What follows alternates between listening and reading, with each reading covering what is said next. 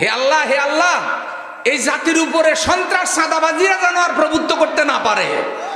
আল্লাহ জাতির জন্য কল্যাণ হয়, রহমত হয়, বরকত হয়। আল্লাহ এমন লোকদের হাতে এই জাতির নেতৃত্ব তুমি দান করো। কোন চাঁদাবাজারে ভোট দিবেন নি ওমা, এটা কিন্তু এখন গরম ওয়াজ, কঠিন ওয়াজ। এখন ওয়াজ হলো সব ভালো মানুষের ভবিষ্যতে ভোট দিতে হইব। যারা কোরআন হাদিসের আইন প্রতিষ্ঠিত করবে আমরা ভোট দেব তাদেরকে। সৎ মানুষ, ভালো মানুষ, আল্লাহওয়ালা মানুষকে। ঠিক আছে নি? কারা কারা একমত? নারায়ে তাকবীর, নারায়ে তাকবীর। আচ্ছা, জালিমেরা চা খাওয়াইলে কোনো উল্টি যাবেন নি? টাকার বান্ডিল দিলে কোনো ভোটের টাকা নেবেন নি? শুয়োরের গোস্ত যেমন হারাম, কুকুরের গোস্ত যেমন হারাম, ভোট বেচা টাকা খাওয়া এরকম কি খাইবেন না তো ইনশাল্লাহ? সবাই ইমান মজবুত আসেনি? পাকা ইমান আসেনি? একটা ভোট কেনার জন্য শুধু 10,000 টাকা না, যদি 10 লাখ টাকাও যায়, আমার ভোট আমি বেচবো,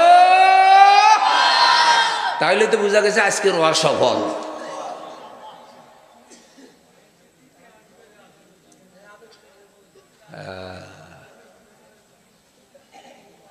এই ওয়াজ আবার সবার কাছে ভালো লাগবে না কইলাম।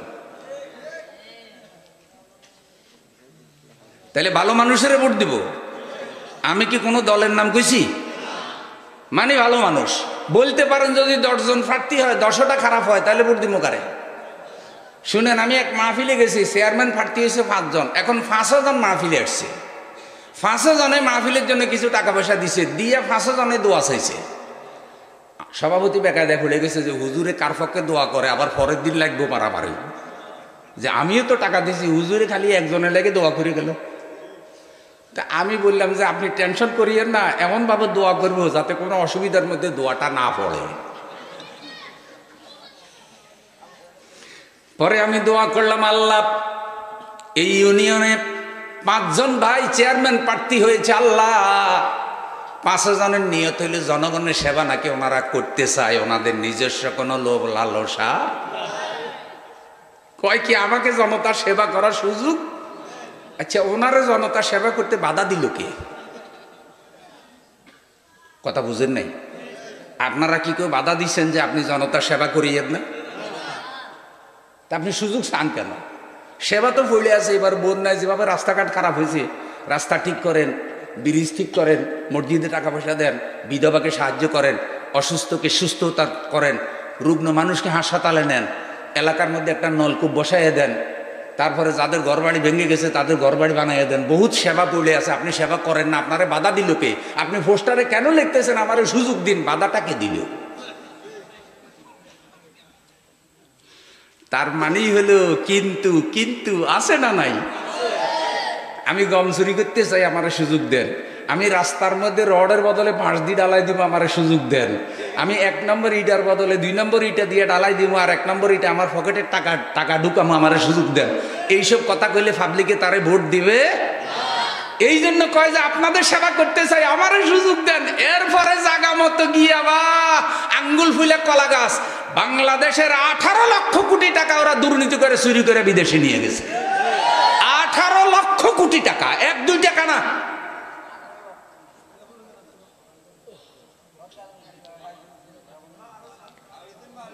এগুলা সব হলো মানুষের টাকা, আপনাদের টাকা, রাষ্ট্রের টাকা, জনগণের টাকা।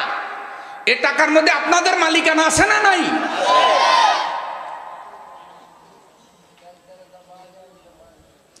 ও আমার বন্ধু, তখন আমি দোয়া করলাম, আল্লাহ এই 5 জন সবাই সেবা করতে চায়, এই 5 জনের মধ্যে যে চেয়ারম্যানটা ভালো হইব, জনগণ যেটারে ভোট দিলে জনগণের জন্য কল্যাণ হইব, জনগণ যেন সেই ভালো মানুষটারে ভোট দিয়া চেয়ারম্যান বানাইতে পারে। সভাপতি আমার হুজুর দোয়া একেবারে খাপের খাপ, কারণ দোয়ার মধ্যেও কিছু জামিলা আছে না নাই? মসজিদের ইমাম সাহেব মনে আসছে একটা দোয়া করছে, কয় হ্যাঁ খালি টাকা আল্লাহ লাগে দোয়া করে, হুজুর তো আমাকে কোনোদিন দোয়া করে না রে। বইবে হুজুরদেরকেও আমি অনুরোধ করি, খবরদার দোয়ার মধ্যে কোনো পার্সিয়ালিটি করবেন না। গরিব মানুষ হোক, ফকির হোক, রিক্সাওয়ালা হোক, যেই দোয়া চাইবে অন্তর খুলে তার জন্য দোয়া করবেন। পাবলিক যেন এটা বুঝতে না পারে যে আপনি ধনীর জন্য বেশি দোয়া করতেছেন, গরিবের জন্য দোয়া করতেছেন না। এটা যেন কখনো বলার সুযোগ। আপনাকেও সেই ইনসাফটা করা লাগবে। এই জন্য আমি আপনাদের অনুরোধ করলাম, যারা তাগুতের পক্ষের লোক, তাদেরকে সমর্থন দেওয়া যাবে না। আপনাদের ভোটে তারা নির্বাচিত হইয়া যদি ইসলামের বিরোধিতা করে, কোরআন হাদিস অপমান করে, আপনি ভোট দেওয়ার কারণে একটা পাপ আপনার আমল নামায়ও যাবে কি যাবে না? এই পাপ আমরা আর করতে রাজি